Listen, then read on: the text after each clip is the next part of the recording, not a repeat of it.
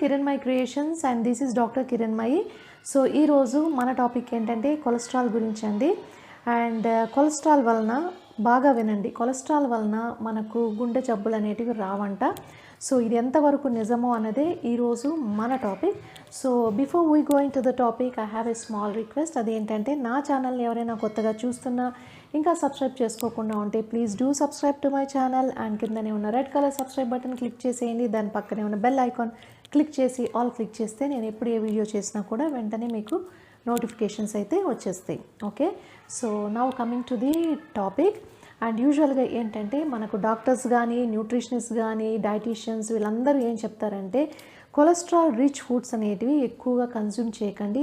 అవి ఎక్కువగా తినడం వల్ల ఏమవుతుందంటే మన బ్లడ్లో ఉన్న కొలెస్ట్రాల్ అనేది ఇంక్రీజ్ అయ్యి ఆ తర్వాత ఏంటంటే it will lead to heart diseases like heart attacks కానీ అథెరోస్క్లెరోసిస్, హైపర్ టెన్షన్, డయాబెటీస్ ఇలాంటివన్నీ వచ్చే అవకాశాలు ఉంటాయని యూజువల్గా మనకు చెప్తూ ఉంటారు.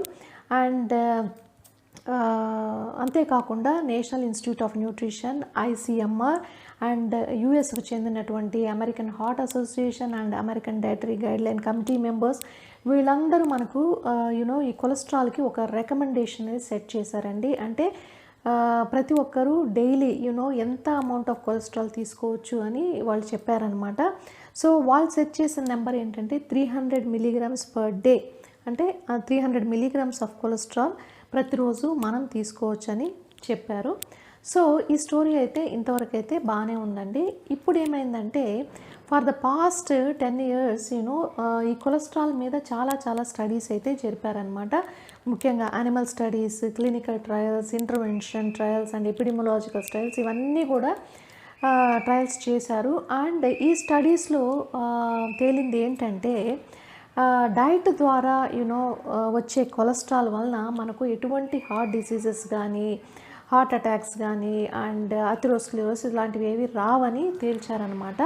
సో ఇన్ని స్టడీస్ ఇలా చెప్పడం వల్ల ఏమైందంటే అమెరికన్ హార్ట్ అసోసియేషన్ కానీ American dietary guidelines committee members కానీ మన NIR national Institute of nutrition వీళ్ళందరూ కూడా ఏం చేశారంటే కొలెస్ట్రాల్కి పెట్టిన లిమిటేషన్ లైక్ 300 milligrams పర్ డేనే తీసుకోవాలన్న లిమిటేషన్ అయితే తీసేశారనమాట. Now what they are saying cholesterol rich foods కొంచెం లిమిటెడ్గా తీసుకోవాలని చెప్తున్నారు, కానీ ఎంత లిమిటెడ్గా తీసుకోవాలని అయితే చెప్పలేదన్నమాట. సో దీనికి కారణం ఏంటి అంటే యాక్చువల్గా కొలెస్ట్రాల్ అనేది మన బాడీకి చాలా ఇంపార్టెంట్ అండి. అండ్ మన బాడీలో ఉన్న ప్రతి సెల్ కూడా ఈ లిపిడ్ లేయర్ అనేది ఉంటుంది. ఆ లిపిడ్ లేయర్ అంటే అది కొలెస్ట్రాల్తో కూడిన లేయర్ అనమాట. అండ్ అంతేకాకుండా cholesterol is important for the production of sex hormones like testosterone, oestrogen and also other stress hormones like corticosteroid hormones. వీటన్నిటికి కూడా మనకు కొలెస్ట్రాల్ అనేది చాలా ఇంపార్టెంట్. అంతేకాకుండా వైటమిన్ డి బాగా ప్రొడ్యూస్ కావాలన్నా and fat soluble vitamins like vitamin A, D, E and K ఇవన్నీ కూడా మన ఇంటెస్టైన్ ద్వారా బాగా అబ్జర్వ్ కావాలన్నా ఈ కొలెస్ట్రాల్ అనేది చాలా important. And also bile acid formation కూడా కొలెస్ట్రాల్ అనేది చాలా ఇంపార్టెంట్ అనమాట. సో ఇన్ని ఇంపార్టెంట్ ఫంక్షన్స్ ఉన్న కొలెస్ట్రాల్ని యాక్చువల్గా మన బాడీ ఇంటర్నల్గా మనకు కావాల్సినంత కొలెస్ట్రాల్ని అదే ప్రొడ్యూస్ చేస్తుందన్నమాట. And it is not depending upon the external source like diet ద్వారా వచ్చే కొలెస్ట్రాల్ మీద డిపెండ్ కావటం లేదు. అండ్ యాక్చువల్గా చెప్పాలంటే nearly 75% of the cholesterol, body cholesterol మన బాడీనే ప్రొడ్యూస్ చేసుకుంటుంది. రిమైనింగ్ 25% ఏదైతే డైట్ ద్వారా వస్తుందో ఆ కొలెస్ట్రాల్ని ఓన్లీ 25% మాత్రమే తీసుకుంటుంది. ఇన్ కేస్ మనము కొలెస్ట్రాల్ డైట్ అనేది తీసుకోలేదనుకో 100% కూడా మన బాడీనే ఇంటర్నల్గా ప్రొడ్యూస్ చేస్తుంది అనమాట. సో దానివల్ల ఏంటంటే స్టడీస్లో తేలింది మనం డైట్ ద్వారా కొలెస్ట్రాల్ రిచ్ ఫుడ్స్ కన్జ్యూమ్ చేసినా కూడా it is not showing any effect on the blood cholesterol. So blood cholesterol అనేది ఇంక్రీజ్ అవ్వడం లేదు. సో దానివల్ల ఏంటంటే మనకు ఈ హార్ట్ డిసీజెస్ అనేది రావటం లేదు అని వాళ్ళు ఈ స్టడీస్ ద్వారా కనుక్కున్నారు. సో దీనివల్లనే మనకు అమెరికన్ హార్ట్ అసోసియేషన్ కానీ అమెరికన్ డైటరీ గైడ్లైన్స్ కానీ ఈ కొలెస్ట్రాల్కి ఒక ఉన్న లిమిట్ని తీసేశారనమాట. 300 మిలీగ్రామ్స్ పర్ డే అన్న లిమిట్ని తీసేసి వాళ్ళు సింపుల్గా ఏం చెప్తున్నారంటే మీరు కొలెస్ట్రాల్ రిచ్ ఫుడ్స్ తీసుకోవచ్చు బట్ లిమిటెడ్గా తీసుకోండి. బట్ దట్ లిమిట్ అనేది వాళ్ళు మెన్షన్ చేయలేదన్నమాట. బట్ ఇక్కడ మీరు ఈ పాయింట్ దగ్గర కీన్గా అబ్జర్వ్ చేయండి. యూజువల్గా మనకు కొలెస్ట్రాల్ రిచ్ ఫుడ్స్ ఏముంటాయండి, మీట్, తర్వాత డైరీ ప్రోడక్ట్స్, సీ ఫుడ్ అంటే ఫిష్ అనమాట, ఎగ్ యోక్ తెలుసు కదా, పసుపు సొన, తర్వాత బటర్. సో ఇవన్నీ కూడా కొలెస్ట్రాల్ రిచ్ ఫుడ్స్ అనమాట. యూజువల్గా మన కంట్రీలో ఏంటంటే ఈ ఫుడ్స్ అన్నీ కూడా మనము ఎలా జస్ట్ బాయిల్ చేసుకొని తినం కదండి. విల్ యాడ్ సమ్ ఆయిల్స్ బాగా ఫ్రై చేసుకొని తింటాం. అండ్ ఈ కొలెస్ట్రాల్ రిచ్ ఫుడ్స్లో వీటిల్లో కొలెస్ట్రాలే కాదు, మనకు కావాల్సినంత సాచురేటెడ్ ఫ్యాటీ యాసిడ్స్ కూడా ఉంటాయి. అండ్ దీంతో పాటు మనము ఆయిల్స్ అన్నీ కూడా యాడ్ చేస్తాం కాబట్టి మనకు సాచురేటెడ్ ఫ్యాటీ యాసిడ్ కంటెంట్ కూడా చాలా ఎక్కువ ఉంటుందన్నమాట.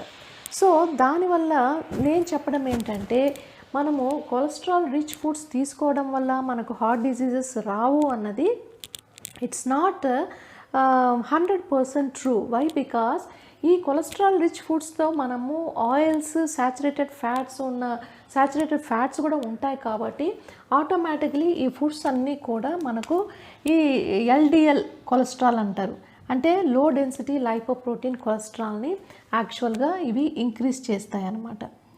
ఓకే, సో యూజువల్గా మనకు హార్ట్ డిసీజెస్ అనేటివి రావాలంటే ఈ లో డెన్సిటీ లైపోప్రోటీన్ కొలెస్ట్రాల్ అనేది this is the risk factor.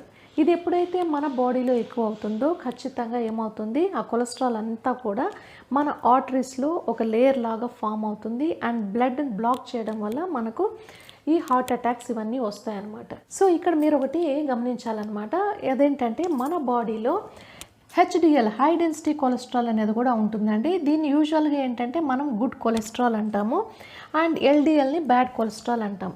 But ఇక్కడ ఎల్డిఎల్ కానీ హెచ్డిఎల్ కానీ ఏది కూడా బ్యాడ్ కాదండి. సో యాక్చువల్గా ఎల్డిఎల్ కొలెస్ట్రాల్ ఏం చేస్తుందంటే మన బాడీలో ప్రొడ్యూస్ అయిన కొలెస్ట్రాల్ని డిఫరెంట్ టిష్యూస్కి పంపిస్తుంది అనమాట. యూజువల్గా కొలెస్ట్రాల్ అనేది it is not water soluble.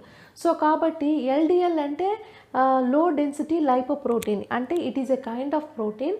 ఇది ఏం చేస్తుంది, కొలెస్ట్రాల్తో కలుస్తుంది అనమాట. కలిసిన తర్వాత అది ఎల్డిఎల్ అనేది ఈ లో డెన్సిటీ లైపోప్రోటీన్ అనేది it is a carrier for this cholesterol. ఈ కొలెస్ట్రాల్ని టిష్యూస్ దగ్గరికి తీసుకొని వెళ్తుంది అనమాట.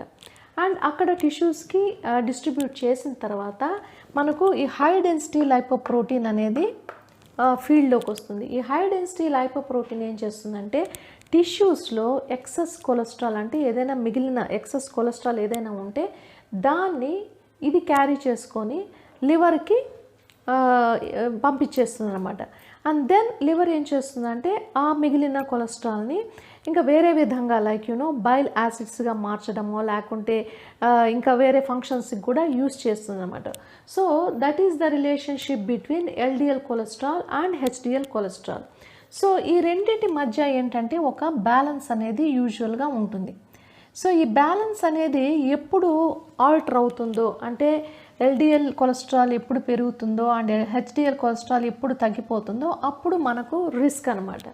సో ఈ రిస్క్ అనేది ఎప్పుడు వస్తుందంటే మనం ఎప్పుడైతే కొలెస్ట్రాల్ రిచ్ ఫుడ్స్ ఎప్పుడైతే తింటామో, సో కొలెస్ట్రాల్ రిచ్ ఫుడ్స్లో కూడా మనకు సాచురేటెడ్ ఫ్యాటీ యాసిడ్స్ ఉంటాయి కాబట్టి అండ్ మనం వాటిని బాగా ఫ్రై చేసుకొని ఎక్కువ ఆయిల్స్ వేసుకొని తింటాం కాబట్టి అవి ఏం చేస్తాయి, ఈ లో డెన్సిటీ లైపోప్రోటీన్ కొలెస్ట్రాల్ని ఇంక్రీజ్ చేస్తాయి అన్నమాట. ఎప్పుడైతే ఇది ఇంక్రీజ్ అవుతుందో అండ్ ఈ హెచ్డిఎల్ కొలెస్ట్రాల్ నెంబర్స్ డిక్రీజ్ అయిపోతాయి. ఎప్పుడైతే హెచ్డిఎల్ కొలెస్ట్రాల్ నెంబర్ డిక్రీజ్ అయిపోతుందో ఈ టిష్యూస్లో ఉన్న ఎక్సెస్ కొలెస్ట్రాల్ అలాగే ఉండిపోతుంది. Because HDL number is less and ఆ ఎక్సెస్ కొలెస్ట్రాల్ని గ్రాప్ చేసుకొని లివర్కి పంపించలేకపోతుంది అనమాట. సో దానివల్ల మన బాడీలో ఎల్డిఎల్ కొలెస్ట్రాల్ ఎక్కువైపోతుంది and it will cause the heart attacks. So this is one point you have to note down. And second point ఏంటంటే foods high in saturated fatty acids. Foods high in saturated fatty acids ఏంటి, red meat కానీ, pork and also baked goods like cakes, biscuits and cheese, pizzas, ice creams and all junk foods and fried ఫుడ్స్లో ఎక్కువగా మనకు saturated fatty acids ఉంటాయి. ఈ saturated fatty acids ultimately ఎక్కువ తీసుకుంటే it will increase the LDL cholesterol levels. And then third one ఏంటంటే trans fats అనమాట. ఇవి కూడా మనకు ఎక్కువగా ఫ్రైడ్ ఫుడ్స్లో ఉంటాయి అండ్ ఆల్సో మార్గరీన్ ఇలాంటి వాటిల్లో ఎక్కువగా మనకు ట్రాన్స్ ఫ్యాటీ యాసిడ్స్ ఉంటాయి.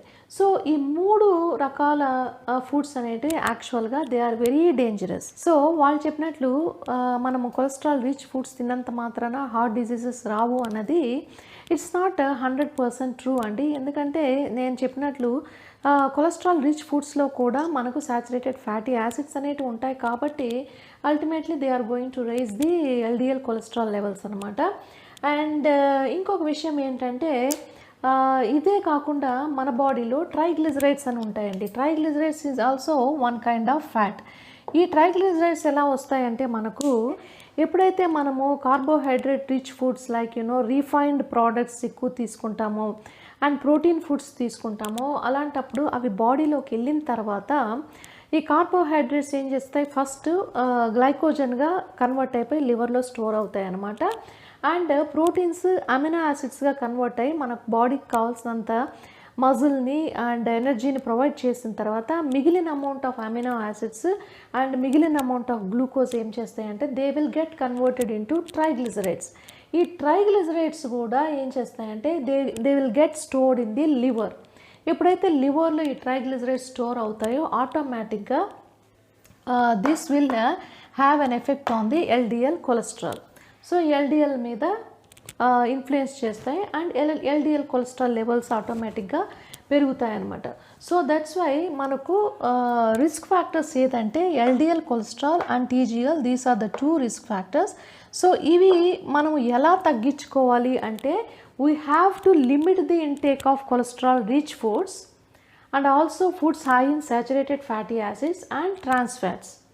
అండ్ ఆల్సో మనము రిఫైన్డ్ కార్బోహైడ్రేట్ ఇంటేక్ని తగ్గించాలి. అండ్ ప్రోటీన్ ఫుడ్స్ కూడా మన బాడీకి ఎంత అవసరమో అంతే తీసుకోవాలి. ఎక్కువగా ప్రోటీన్ ఫుడ్స్ అనేటివి తీసుకోకూడదు అనమాట. సో అవి మనము సెట్ చేస్తే మనకు ఆటోమేటిక్గా ఈ LDL, HDL and total cholesterol అనేది మెయింటైన్ అవుతుంది. ఓకే. అండ్ నేను ఇంకొక పాయింట్ కూడా మీకు చెప్పాలనుకుంటున్నానండి. అదేంటంటే ఇది వరకు చేసిన రీసెర్చ్ ఈ కొలెస్ట్రాల్ మీద సెవరల్ స్టడీస్ చేశారు. అండ్ వాళ్ళు ఏం చెప్తున్నారంటే డైట్ ద్వారా వచ్చే కొలెస్ట్రాల్ వల్ల హార్ట్ డిసీజెస్ రావు అని చెప్పారు కదా.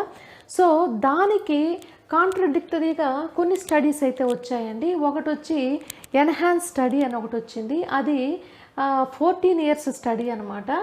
దాంట్లో 38,000 పార్టిసిపెంట్స్, యుఎస్ పార్టిసిపెంట్స్ ఆ స్టడీలో పార్టిసిపేట్ చేశారు. దాంట్లో తేలింది ఏంటంటే those who are consuming less than 250 milligrams of cholesterol వాళ్ళల్లో ఈ హార్ట్ అటాక్స్ అనేటివి తగ్గిందంట. And those who are consuming more than 250 milligrams of cholesterol వాళ్ళల్లో ఈ మార్టాలిటీ, హార్ట్ అటాక్స్ వలన వచ్చిన డెత్స్ అయితే ఇంక్రీజ్ అయిందనమాట. So that is one study. And second study ఏంటంటే చైనీస్ స్టడీ అనమాట. Chinese health and nutrition survey, వీళ్ళది 9 years స్టడీ అనమాట. ఈ స్టడీలో తేలింది ఏంటంటే ఎగ్ కన్జంప్షన్ ఎవరైతే రోజుకి 1 కానీ 2, 3 ఎగ్స్ తింటున్నారో వాళ్ళల్లో ఈ డయాబెటీస్ అనేది వచ్చిందంట. So increase in the egg consumption అంటే ఎగ్లో ఎక్కువగా మనకు కొలెస్ట్రాల్ కాంపనెంట్ ఉంటుంది. ఎవరైతే ఎక్కువ ఎగ్స్ తిన్నారో వాళ్ళల్లో డయాబెటీస్ అనేది వచ్చింది. అండ్ థర్డ్ స్టడీ ఏంటంటే నార్త్ వెస్టర్న్ మెడిసిన్ స్టడీ. ఈ స్టడీ ఏంటంటే 30,000 యుఎస్ అడల్ట్స్లో చేశారు. అండ్ ఇదేంటంటే ఇది కూడా 30 years ఫాలో అప్ స్టడీ అనమాట. దీంట్లో కూడా తేలింది ఏంటంటే ఎవరైతే 300 milligrams ఆఫ్ కొలెస్ట్రాల్ కంటే ఎక్కువ తింటారో వాళ్ళల్లో 17% కార్డియోవాస్కులర్ రిస్క్ అనేది ఉంది. అండ్ 18% రిస్క్ ఆఫ్ డెత్ అనేది వాళ్ళల్లో ఉందన్నమాట. సో మనకేంటంటే 2 రకాల స్టడీస్ ఉన్నాయి. కొన్ని స్టడీస్ ఏంటంటే మనం తినే డైటరీ కొలెస్ట్రాల్ వల్ల హార్ట్ డిసీజెస్ రావని కొన్ని స్టడీస్ చెప్తున్నాయి. అండ్ కొన్ని స్టడీస్ ఏం చెప్తున్నాయంటే డైటరీ కొలెస్ట్రాల్ ద్వారా మనకు heart diseases and also diabetes కూడా వచ్చే ప్రమాదం అయితే ఉందని చెప్తున్నారు. అండ్ ముఖ్యంగా ఇంకొక విషయం ఏంటంటే, ఎవరైనా డయాబెటీస్తో సఫర్ అవుతున్నా, hyper tension are heart related problems ఏదైనా ఉన్నా, అండ్ ఆల్సో ఫ్యామిలీ హిస్టరీ అంటే మీ ఫ్యామిలీలో ఎవరికైనా పేరెంట్స్కి కానీ గ్రాండ్ పేరెంట్స్కి కానీ డయాబెటీస్ కానీ హైపర్ టెన్షన్ ఉన్నా, అటువంటి వాళ్ళు ఖచ్చితంగా కొలెస్ట్రాల్ని, డైటరీ కొలెస్ట్రాల్ని చాలా తక్కువగా తీసుకోవాలన్నమాట. అండ్ ఇంకొక విషయం ఏంటంటే, మన ఇండియన్ పాపులేషన్ జీన్స్ ఏంటంటే they are more prone to get cardiovascular disease and diabetes. So కాబట్టి మన ఇండియన్స్ ఖచ్చితంగా ఈ కొలెస్ట్రాల్ కన్జంప్షన్ అనేది తగ్గించుకోవాలన్నమాట. Like less than 300 milligrams per డేనే తీసుకోవాలి. మన గైడ్లైన్స్ లైక్ ఇప్పుడు వచ్చిన గైడ్లైన్స్లో లిమిటేషన్ మెన్షన్ చేయకపోయినా కూడా మనం మాత్రం ఖచ్చితంగా కొలెస్ట్రాల్ రికమెండేషన్ అనేది పాటించాలి. As I said, cholesterol rich ఫుడ్స్లో కూడా సాచురేటెడ్ ఫ్యాటీ యాసిడ్స్ ఉంటాయి కాబట్టి there is a lot of chances of getting heart problems and also diabetes with increase in the cholesterol consumption. And bottom line ఏంటంటే, cholesterol of course it is good for our body because చాలా functions అయితే చేస్తుంది. At the same time దేనికి కూడా ప్రతి biochemical పారామీటర్కి ఒక range అనేది ఉంటుందండి. బియాండ్ దట్ రేంజ్ అనేది మనము తీసుకోకూడదు. సో నేను చెప్పడం ఏంటంటే, కొలెస్ట్రాల్ ఫుడ్స్ అనేటివి ఖచ్చితంగా తగ్గించాలి. అండ్ ఎగ్స్ అనేటివి రోజుకు ఒక ఎగ్ అనేది తినేయకూడదండి. వారానికి 2-3 ఎగ్స్ తీసుకుంటే బెటర్ అని నా ఉద్దేశం. సో ఈ వీడియో మీకు ఎవరికైనా నచ్చితే లైక్ చేయండి, షేర్ చేయండి, and please do subscribe to my channel. Okay.